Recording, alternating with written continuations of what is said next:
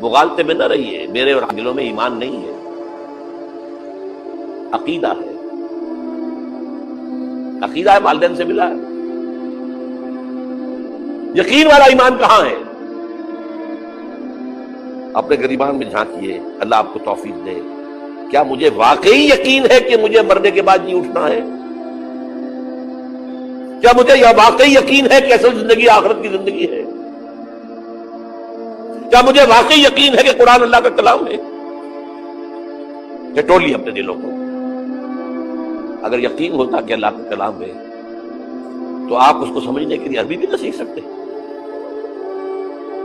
انگریزی آپ پڑھیں، اور پڑھی آپ نے ایسی کہ انگریزوں کو پڑھا دیں؟ کیا نہیں کیا؟